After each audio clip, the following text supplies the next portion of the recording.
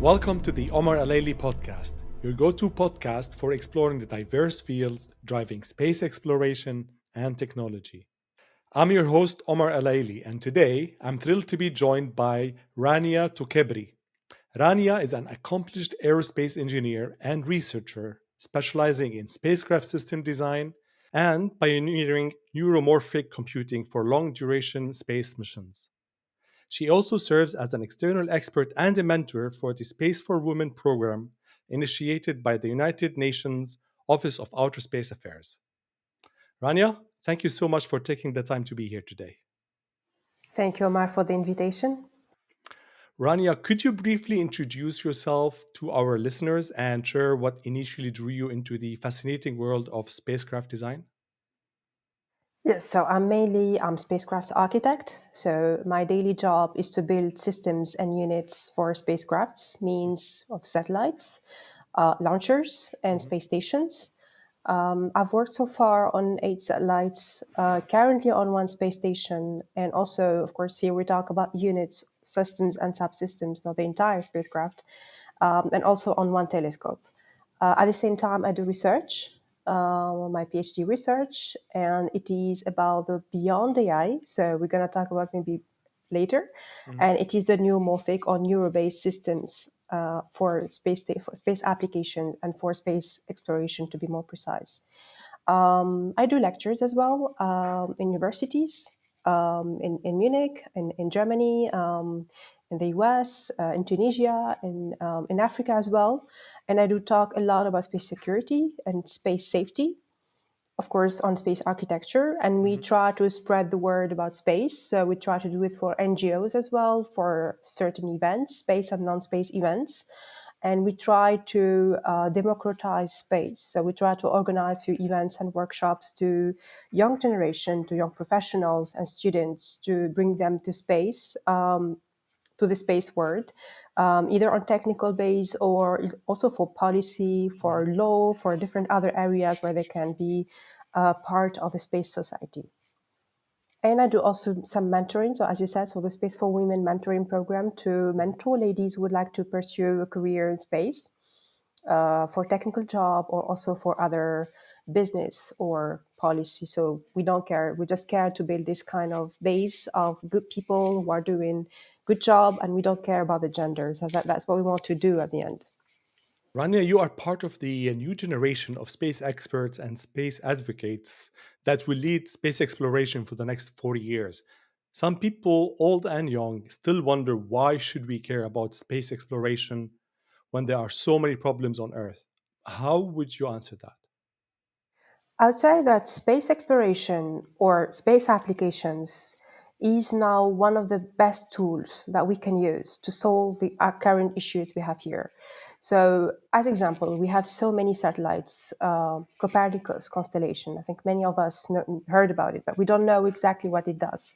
So, Copernicus satellites or also Galileo satellites, they do provide solutions and data, to be more precise, to many countries, among them emerging countries and countries who need this data for food management, for to manage poverty, to manage to check the water resources, to check Mhm. their own mine resources. So there is so many things that they need in terms of food, in terms of security, in terms of education, in terms of health as well. So we do try to use data a lot for crisis and for epidemics and for different other issues that we have in different areas in the world, in different regions, especially regions who need help, who need this data to solve the most urgent issues they have. Plus, we should not forget the big issue of disasters that we have in Earth right now, that we can at least understand how it works, how it is. We can at least understand or have an idea when it starts, when it ends, what are the consequences, to give us a better idea, overview of the situation through satellites data. So at the end, satellites application is not only Mars and Moon, Mhm. but it's a lot more on applications we use every day, but we're not aware of it. And how we can also use it even better, how we can just have new kind of applications that we can make it a little bit more even beneficial for our societies. And that's up to us to do this kind of jobs. And here you're talking about Earth observations, right? Yeah, Satellite. it's a lot of Earth observation, but also telecommunication. Hmm. And even for exploration, I see it, it's also very good. So we now talk about mining on the Hmm. moon and on Mars, on asteroids as well. So mining is like bringing also resources back to Earth. Hmm. So you're bringing minerals, you're bringing resources, and new ways of exploring the space system, the solar system, to bring up the needed resources for Earth, so for us to grow it even better. What type of spacecraft and missions you have been working on lately? Okay, I'm going to talk about, they're all fantastic. Hmm. But I'm going to talk about, for me, what I found very interesting in terms of systems design and in terms of mission. So my first big project I worked on was Jupiter Icy Moon Satellite, Hmm. so called JUICE. So Hmm. it's a European Space Agency project Hmm. of a satellite or probe that goes to the moons of Jupiter to check all the conditions in the moons, the big three moons of Jupiter, and to check if we can live there, Hmm. if you have the capacity to live there, to explore the resources existing there. If there is water, there is oxygen, if there is different other elements that allow us to live there, but Hmm. also to explore what's going on, to have an idea about its composition, to have an idea about how it has been formed. And what I found interesting there is that we are going farther each time. So this is the farthest satellite that goes to the farthest point made by ESA.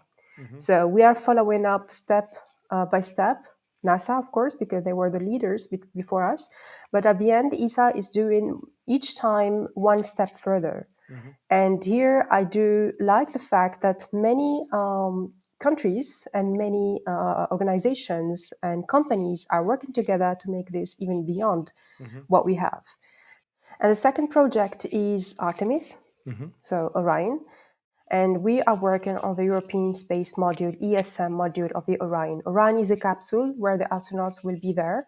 And my team worked on the ESM on the Orion 2, so Artemis 2 mission. And also we are going to work on the Artemis 4. So it's Okay. another like mission of the Artemis, Hmm. where we're going to build the lunar gateway. And the Lunar Gateway, it's a space station Hmm. with different organizations and different agencies working on this. And I love this kind of collaborative space stations or projects, because you see a lot of mismatching that is interesting technically. So you can come up at the or be aligned at the end and understand with a common goal or common agreement. Hmm. And it is very interesting with people from different countries and different organizations and companies and interests as well. So I found it very fascinating. Then, besides that, I worked on the planetary defense mission. More specifically, I worked on Hera. Hera Hmm. is the eyewitness satellite that was witnessing the planetary defense exercise that Okay. was led by NASA as well, and with the collaboration of ESA. So NASA built DART, it's a Dart. spacecraft, Yep. and ESA built Hera, another spacecraft. So we were doing the first collision, how to say, to change the orbit of an asteroid. So, and Hmm. we know now that there is also other risks of other asteroids coming by to Yeah, Earth. I know. 2024. Why 2Y4? Exactly. Yeah. So we are now aware that we have the capacity and the technology to defend ourselves. So that's what we try to do.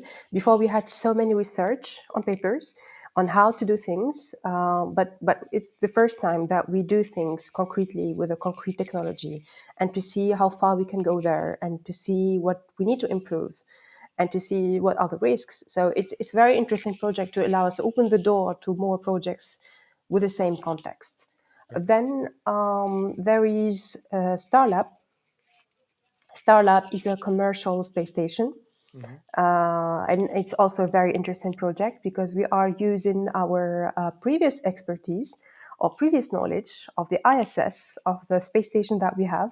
Hmm. And we are building up a new generation of space stations that are going to be better, are going to be with more sustainable, and we're going to avoid a lot of the accidents and issues we had in the ISS.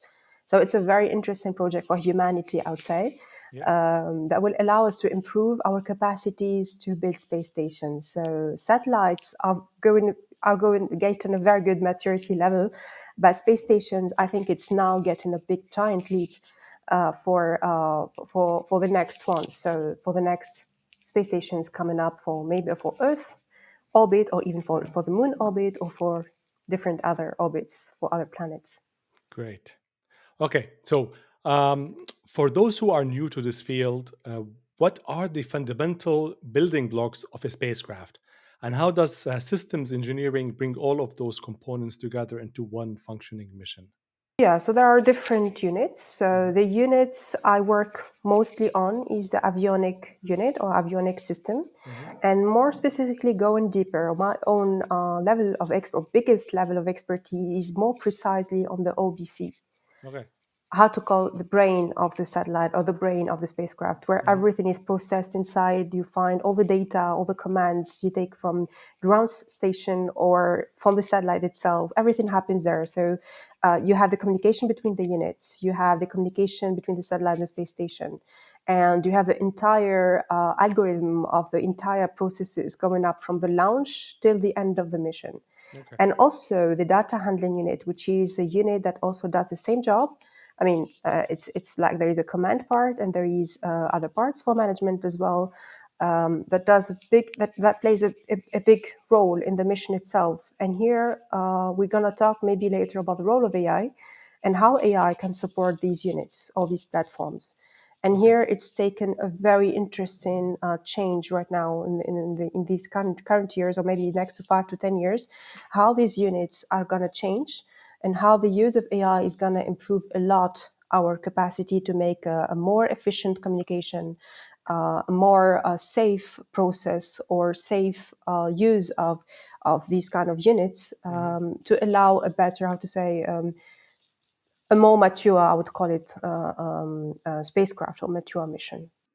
Yeah, it's interesting that you said that because this links to my next question, which is like spacecraft design has come a long way over the last three decades.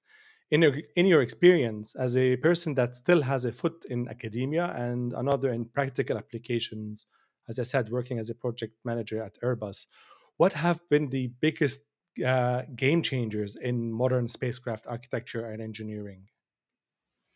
The biggest changes, I would say, a little bit in the architecture level. Hmm. So there was some changes in the units themselves, in the selection of the type of technology to be selected. Hmm. At the same time, there is a change in the processes. So here, when we talk about Airbus or Thales Hmm. or any other big name in the space sector, we talk about a process installed since over 20 years or even more. So such big companies or such big structures, they have already their defined processes, defined from A to Z, Hmm.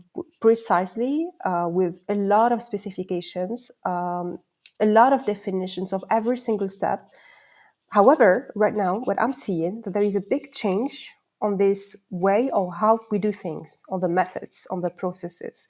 So it's becoming more and more flexible. It's becoming more and more adapted to the kind of project we want to do. So, Can you give an example? for example, we don't need to we don't need to have thousands of specifications for some kind of missions. We know that some specifications based on previous experiences are not too much relevant for us. So we select the most important ones that will gain us a lot of time, that will gain us a lot of testing. And testing and validation sometimes consumes a lot of time, a lot of resources, a lot of human or material resources and time. And that is for us a big problem. So that the launch time or the slot of the launch time should be well defined from the very beginning. And sometimes you need to wait years to make it there. So, and once you fail for some specific tests, you need to wait for a long period to repeat the same process. So now what I see here for the current missions that we do now, I see a change from what we have done before. And again, this is a more adapted architecture and a more adapted process and a more adapted and agile process. We use Okay. these kind of new methods adapted to space and adapted to the space projects we have. And again, we have this coming up of new companies. So maybe now we talk about a bit higher level. So we talk about the emergence of new big names of private sector that are taking the lead, are becoming even having impact even more than the space agency itself. And that's changing the vision, or how to say, the way we see things, the way how we see the next steps of the space exploration or the space design itself for the new missions. Okay, let me quickly follow up on the processes. You said that there's changes in processes, um, but we're still following the same technical readiness levels, right? But we're just doing them in a different way to move from one level to another. That's what you're saying. Exactly. There is some kind of risk assessments and readiness level Hmm. that will be fixed in a certain level and cannot go below it. Of course, Okay. here we talk about some very robust requirements and very robust specifications in red that nobody can change it, Hmm. because this is the biggest condition of any kind of spacecraft to be in the outer space. Okay. So this stays there. The readiness level and the risks management are the two biggest points for any kind of spacecraft to go to space. Hmm. So that should be given that it has the biggest attention of designers in the beginning and the biggest attention to people who want to bring new technology to space. Hmm. So we have a lot of new technology, a lot of things we can introduce and bring on board for new space stations or new spacecrafts in general. But the only issue is there. So are we able to do this? Do we have the maturity to do this for space mission? Okay. Especially if we include humans on board, if we include the human space flight. So this is becoming a little bit riskier for us to introduce new technology or new process without studying it well. So without having a certain understanding and certain maturity of the technology and of the mission and how we do things and how we calculate the margin of success and failure. Of course, we should not fail, Yeah. but we need to be very careful on this point. Before diving into your PhD research, like you mentioned, you specialize in spacecraft's onboard computers. Can you share with our audience what an OBC is, why is it important, and what attracted you to this specialization? An onboard computer, again, in my opinion, is like the brain of the spacecraft. Why I wanted to do this? Because, in my opinion, this is the most important component for any robot, but especially for a spacecraft. Hmm. Because if you want to ensure that the mission will be completed, if you want to ensure to make this line between the mission and the technology, you need to bring up a very good leader, a very good computer that will manage everything.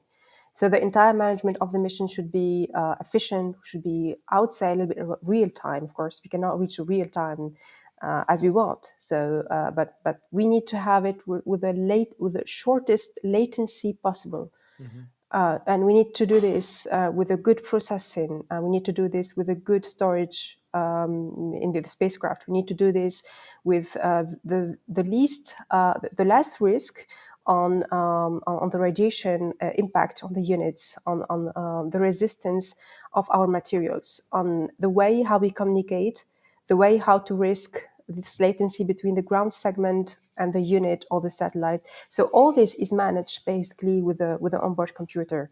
And you can change many things throughout the mission itself through this onboard computer. So this is, for me, the basic element of the basic unit that helps you to understand the upcoming steps of any kind of mission you have.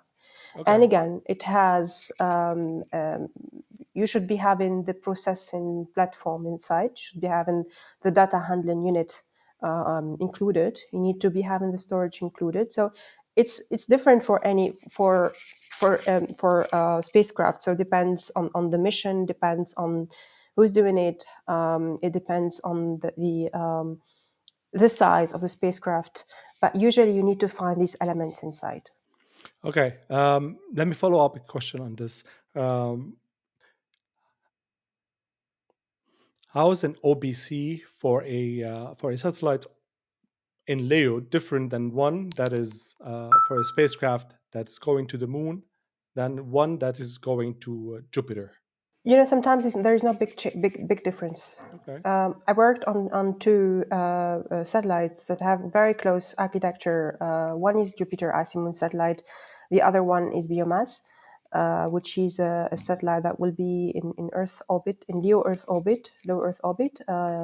And in there is a difference, I would say, in the storage. And there is maybe a difference in the processing that in Jupiter Icy Moon satellites a little bit better, because here we talk about a distance between two planets, between Earth and Jupiter. So it's a quite big distance. So you need to have a very good processing. You need to have a certain level of independency, even though it's not perfect. You need to have, again, the less possible, the shortest latency possible, and you need to have a very good, very big amount of storage, and you need to manage well the data that you have from the instruments and just have it either in the spacecraft or send it to the ground station. So that you need to have a little bit better performances for such units. And again, the architecture is very similar, but the one of JUICE, we pay more attention to this because there it's going to be very difficult to access to the satellite. Once launched, you cannot check it again, have the hands on it. So you cannot do maintenance, you cannot check it, you cannot see what's going wrong. So only through the units you have and only through probably other satellites that you can observe if you cannot do this from Earth. But it's quite difficult from Earth to check everything. So that's why the OBC is checked even more. That's why the storage is again more. That's why the processing is a little bit faster, and that's why the redundancy is taken is put in how to say in high spot than the others, because the redundancy allows you to have a safer unit. So because redundancy allows you to so you have A and B. So if A doesn't work, you have B. So but you need to have one of them working. You cannot shut it down, otherwise you lose the mission. So that's why here, once you cannot control it effectively from ground segments, you need to ensure that it has already its own way of managing the communication on its own, Okay. managing the ongoing of the mission on its own. Rania, your PhD research involves neuromorphic computing for autonomous spacecraft's onboard computers. Could you break this down for our listeners? What exactly is neuromorphic computing and why is it so exciting for space missions? Okay, neuromorphic computing is the simulation of the functionality of neurons simply on a platform. So, how I come up with this idea?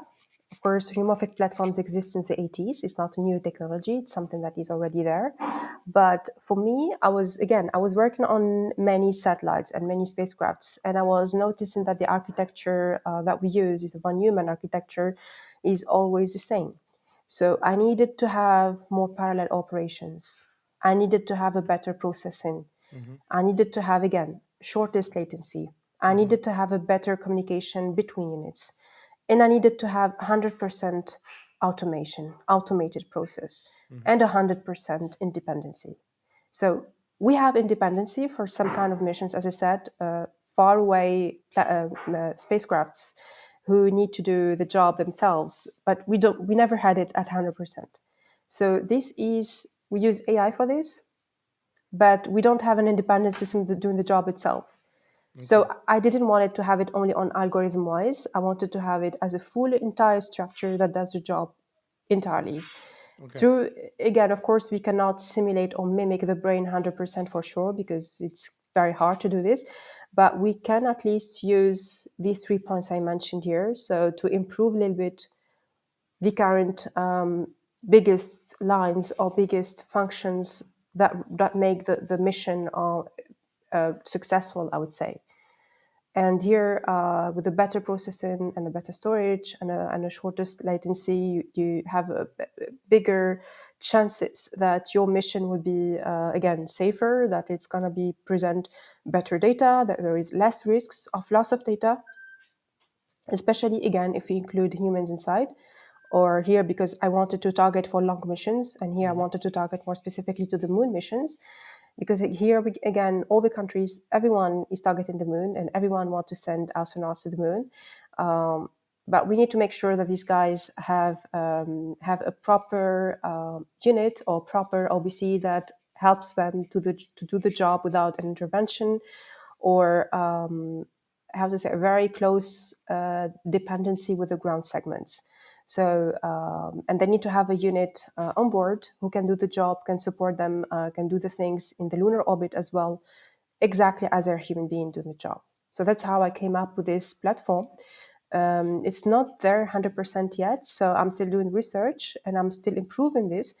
And it's not that simple because, for human brain, we even don't know 100% of its functionality. So my team and I are improving it and discovering every day how we can even improve and discover what the brain does to mimic it to the platform itself. It's very interesting research.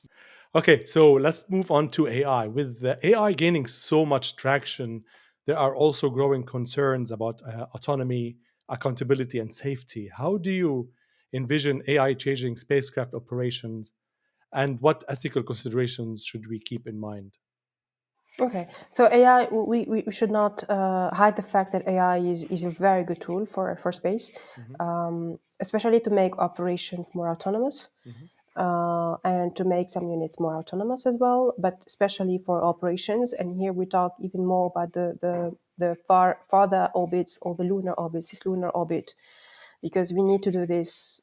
Sometimes we cannot intervene on the proper time, and we need real time reaction. mhm, The second thing is the repairs or maintenance.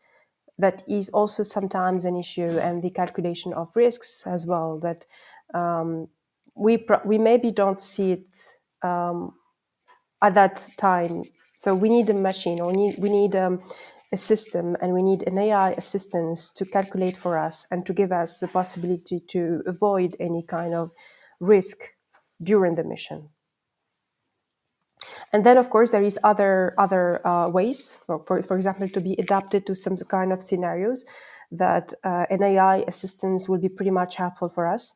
And also to give real time as well responses for some kind of operations as well. I mean, it's a very effective and very useful tool. So, of course, if we use it properly, if we have it in a certain maturity level as well, because still AI is not the most mature technology we have yet. So we need mhm. to be accompanied with human presence, so to work side by side. But we need both to make a successful mission, or to use it as much as we can. I know you're particularly excited about the Lunar GNSS receiver experiment. And for our audience, the GNSS stands for Global Navigation Satellite Systems. Now, this experiment is a joint NASA Italian Space Agency payload currently on the Firefly Blue Ghost mission number one, which is BGM1, which is currently heading to the moon as we speak, with a target landing date of March 2nd, which is 2 days from recording this episode, which is super exciting. The goal of this experiment is to demonstrate the GNSS based positioning, navigation, and timing at the moon. What is it about the Lunar Global Navigation Satellite System receiver experiment that's capturing your imagination? And in your opinion, why is it an important mission? Right now, we are right now targeting to build an entire structure, an entire habitat on the moon. We want to make a permanent habitat on the moon. So that's the goal of most of us. So most of our missions, projects from all over the countries, all over the globe.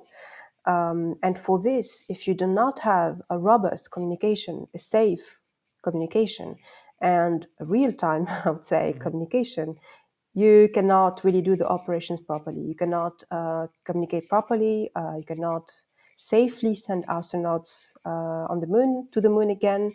You cannot build the lunar gateway safely. You cannot build other space stations, other satellites in the cislunar orbit safely. So communication mhm. and building up technology on the communication for me is crucial. And why I love it, because I think this is, again, so we should not just target technology for the technology itself, but we should just make it as a first step to make it even better, to work on the improvement process.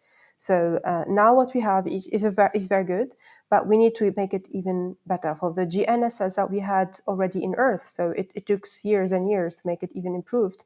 And as example for the Galileo, for example, we have, so the first generation did a very good job, but the second generation now I can assure you it's much better, much more mature and safer in terms of communication, in terms of cyber threats. So we have a mature constellation with very good communication, fast communication that allows us to make a very good and secure chat, I would say, between the ground segments and the satellite, or between the satellites. So that's why I say for the cislunar orbit or for the lunar technology, it should be the same. But plus the moon, it's a little bit more complicated because, you know, so it's we didn't explore it yet too much. So that's why we need to consider all the elements. We need to work on this even more. We need to send more probes, more instruments. We need to check the radiation impact on it. We need to check for each step you do, it opens the door to new technology. So that's why I found their experiment or their research very interesting, and I like it. Okay, you mentioned the Galileo project that you worked on before, but currently, how does this experiment, once it succeeds and moves on, how does it influence the type of projects you're working on? Here, actually, it's gonna improve a lot the communication on the moon. It's gonna improve mainly because we are in the process of building the gateway. Okay. So, and the biggest thing we want to do with the gateway is to improve and facilitate the communication with the habitats on the moon itself. So Okay. again, So here it's we a talk gateway moon communication. exactly. Okay. So here we need to use all the instruments we have and all the capacities we have to make the communication real time. Okay. That's a challenge, but I think with such technologies, it's gonna be very soon. It's gonna be there. I think even faster than we expected. Rania, you mentioned in earlier about your involvement in planetary defense initiatives. Could you tell us about your specific involvement and how collaboration plays a part in these efforts? I prefer re-explaining again this mission because Hmm. it's a bit complicated for people to understand. This is the planetary defense is based on the exercise is mainly to change the orbit of an asteroid coming up to Earth. Hmm. So what NASA and ESA did, so they targeted to a double asteroid, so a big asteroid, another smaller asteroid turning around this big asteroid, what we call the Didymos and the Didymoon, and they wanted to change the orbit of the Didymos to be able to recognize if we can do this. Hmm. So what we did is that we took DART, which is a spacecraft from NASA, and we simply splashed it to or crashed it to the Didymoon. And we observed, obviously, that Didymoon changed its orbit. And here came up the Hera, which is a ESA spacecraft. And Hera is actually the eyewitness satellite. So Hera observed what happened. Hmm. And the mission of Hera is basically to take the measurements and to check the crater caused by the dart and to see how far it was, how big it was, to see the components of Didymoon, to see if it impacted something else. So here it's the first time that we make a change in the solar system. So we want to Hmm. see the consequences of this splash or this crash. And it does all the necessary measurements to be sure that if it's gonna happen on Earth, we are gonna do it safely. Okay. So my team and I, again, my expertise is always OBCs. Of course, I worked on payloads and on other units for sure, but the unit I love the most, or I enjoy doing the most, is the onboard computers and is a data handling unit. Hmm. So, and the data handling unit, again, it makes sure that the data circulates properly, that it stores the data and just directs the communication between the units. It gives the needed communication and data from the ground segments and also distributes the data as it should be. It makes sure that the data is correct, is safe, is everything as expected. It's covering up the overall mission and that everything is well communicated, is well done throughout the mission. Great. Um, you've been involved with the United Nations, particularly like we talked about before earlier, the United Nations Office of Outer Space Affairs, especially for the Space for Women program. Could you share with us how and why you got involved? How I was involved. So it was simply so I was before taking part of the United Nations event. The United Nations Office of Disarmament Research, the United Nations Office of Outer Space Affairs, through the copious meetings, which is a committee of peaceful users of outer space Hmm. in the scientific and technical subcommittee. So I was Hmm. taking part of these all these events since years. And then we discussed, or we come up with this program. So and once it started, so this program needed mentors. It needed Hmm. mentors and mentees, or to mentor people. Hmm. And then with the technical expertise I had, or with the design expertise I had, so I had the opportunity to mentor ladies in this field. And that's how I was there. I got in this kind of programs. So I used my technical capacities to mentor ladies Hmm. to build spacecrafts or to do such a job. But also because I also had some background in policy and in space strategy, so it gave me this broad idea to support or to give the needed advices for girls who wants to pursue a space career. So it was for me like a opening the door and putting the girls in the right path. Why do you feel it's important for women to be more involved in space? Because first of all, we need all our resources to build up the next space technology, or in terms of space engineering, for example, we need more resources. We need more Hmm. brains to think.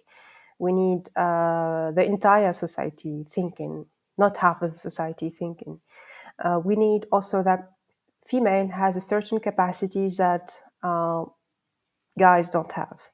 So here, they have the capacities to do some management the others cannot do. They have the capacities to think in parallel processes that that men cannot do. So Hmm. there is many advantages of women to do such jobs, and women has strong capacities to be more dedicated, to strong, to spend more times in the labs, to be more flexible, to have communication skills, to have communication to manage the team, so that they I see that they have the capacity to do very good job, or even better job than men.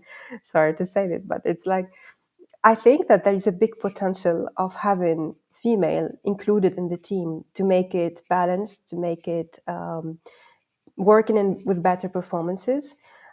So for my own team, for example, I really enjoy having men and women in the team, Hmm. and I see it makes it balanced. It makes it healthier, I would say, in terms of different kind of thinking, different kind of skills, and they're all complementing each other.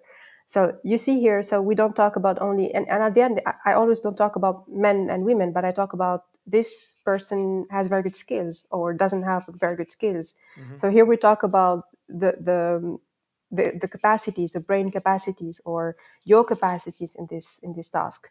So and it's a pity that sometimes they limit it to the gender. But I think at certain point we should stop really thinking this way, or we should stop even asking if it's like how we should bring women here to such jobs, because we need just to bring good people independently from the gender. We often talk about space innovation. However, some people still ask, how does this help us on Earth? In principle, it is a valid question. How would you reply to those kind of questions? So first of all, we will be building spacecrafts that will help us to solve issues, like we said earlier. We're going to use spacecrafts or satellites that bring up data, and data will be helping us in different applications and solve many issues. And the second thing is that space can be a very good way of practicing technology, because you see here, so here we try to bring the best, for example, cameras. We try to build the best instruments, the best temperature calculators. We need to bring up the best instruments we have because the mission needs it. because it's a faraway planet, or for a specific resource on Earth. So we need to bring up the best instruments we have. And here, this also can be reused for Earth as well. For example, for my research, for the Neuromorphic platform I have, I do believe that it can be very useful for Earth applications as well. So it's not only for space, but it should be also used for Earth applications. But I see the necessity in space more because we do need such platforms, because we do need an independent platform in space more than Earth. Okay. However, if I have it mature in space, it's going to be very good for us to be reused in Earth. What advice would you give to the young generation of students or professionals who are curious about studying or pursuing a career in space? The first advice I would give here is to be unique. Why I started with this? Because everyone wants to be become an Elon Musk, which is very strange. Nobody can become can become another person than himself. So you need just to follow what you really want to do. You want to do research, you want to do entrepreneurship, you want to do diplomacy.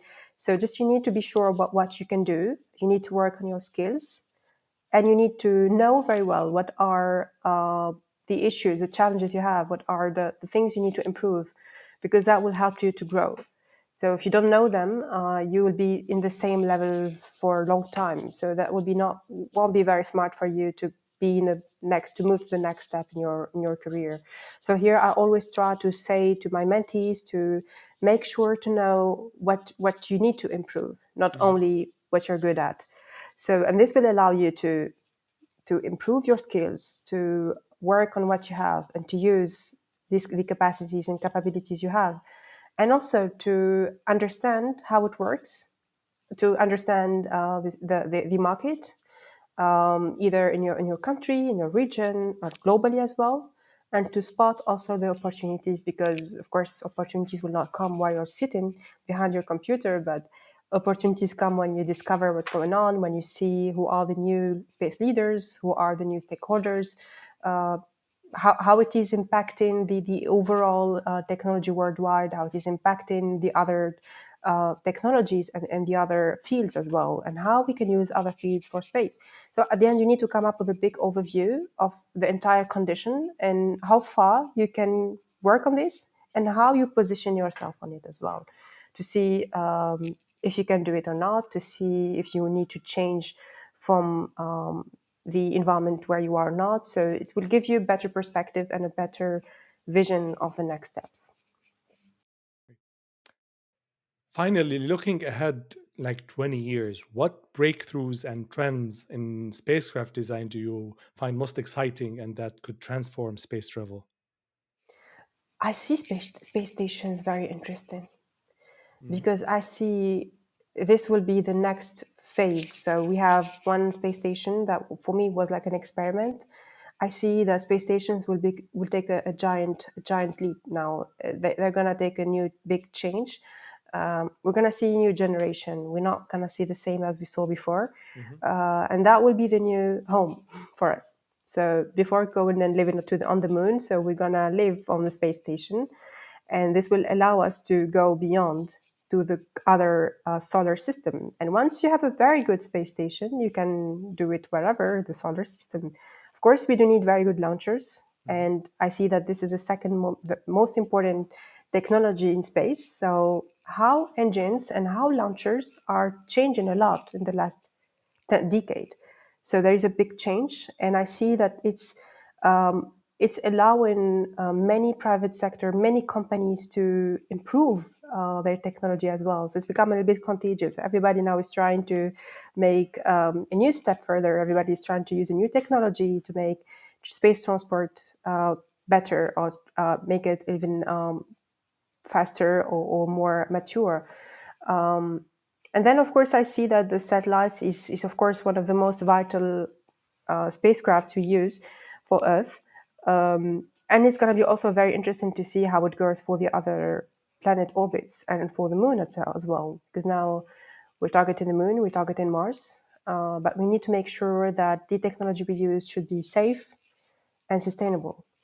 because otherwise it's going to be like a loss of time, loss of money sometimes. If you feel like it's the risks will be very high for us. So it's going to be a pity if you lose all that time and resources on such projects. Great. Before we finish, let's lighten things up. Are you into science fiction, like books or movies or anime?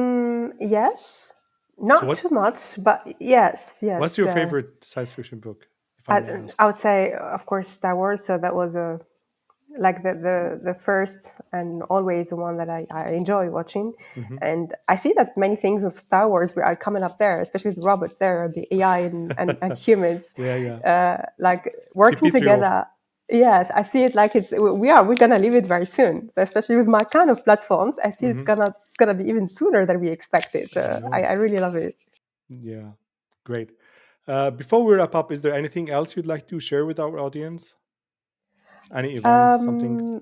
Yes, of course. I really want to tell them to be very active, to try to see what's going on, what other kind of events are happening right now. There's, for example, the International Astronautical Congress happening every year, organized by the IAF, is International Astronautical Federation. This year is going to be in Australia, and every year it happens in different country. There is different other events as well, organized by different organizations. The UN events are interesting, but not only this, there is other ones as well by universities, by organizations that you need to just to take a look at to check if it's interesting for you. So don't be hidden behind your computer, but try to also to be there, to be active, to propose new solutions, to write papers, to do your own initiative, your own company, your own organization. So to try to add something to the space sector. Rania, it's been great having you here. I really enjoyed our conversation, and I'm sure our audience will enjoy it too. Thank you, Omar. Same was here. To everyone else listening, this is Omar Alayli podcast. Thanks for joining us, and keep exploring.